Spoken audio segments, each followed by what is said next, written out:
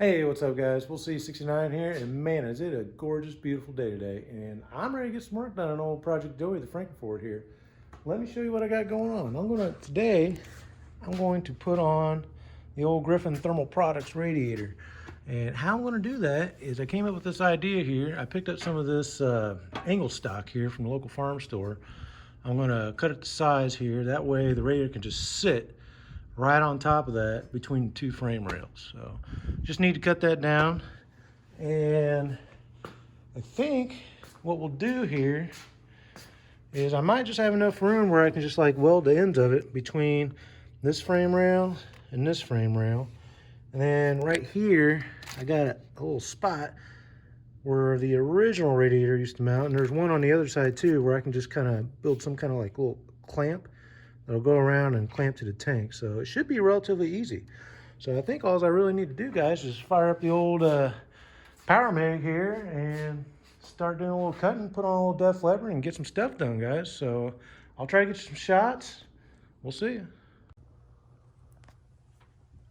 All right, guys, quick update. I got the radiator all mocked up in place where I want it to be. I did make sure I left enough room between training cooler and the radiator.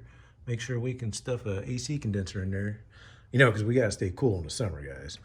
And really all I got left to do here is just, I think I'm going to take some flat bar stock and weld it to that angle stock there over to the frame rails. And I think that's really all we need to do to be able to set that thing in place. So I'm going to go ahead and get on that, and I'll get right back to you guys. Guys, it is the next day, and I stayed up late last night, but I finally got that old Griffin radiator installed on old Project Joey the Frankenford. Let me show you how everything turned out. It turned out absolutely amazing, guys. I'm super happy with how well this turned out. Like, it fits in there like a glove, guys. I ended up going ahead and putting that angle stock down there at the bottom, just like I said I was going to, and it worked out really well. Now, I thought I was gonna have to make a few braces there on the side, but man, guys, I stood on that. I'm 200 pounds, and it was not going anywhere. It is super strong. Now, I kind of struggled a little bit last night, and what took me so long was I thought that I might just kind of wrap around top here and kind of hold it in place, but I really want access here for my wires and stuff. So I ended up making these little mounts here on the side, and I got lucky enough because Ford had a couple pre-tapped holes right here on both sides of the radiator. I think the old condenser or the old radiator mounted up there. I think that's why they're there.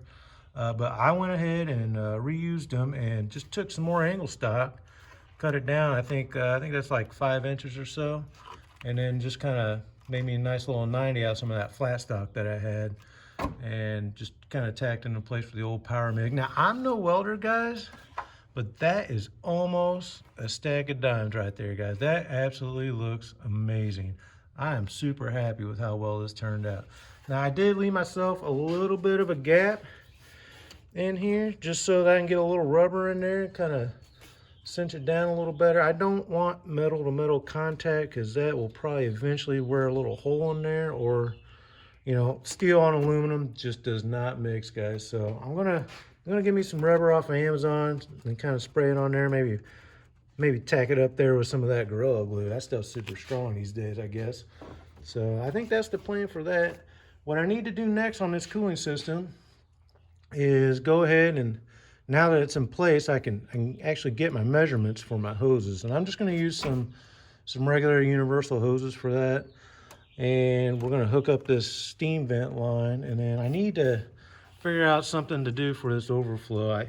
eBay's got a tank on there it's all aluminum, kind of matches this radiator. I think that I can mount that sucker right there, so I think that's what we're gonna do for that. So I think that's the next plan of action for this cooling system here. But yeah, everything turned out really good, guys. I am really happy with how well this sits in here. So I think the next project we're going to work on is the exhaust. So I guess until then, we'll see you.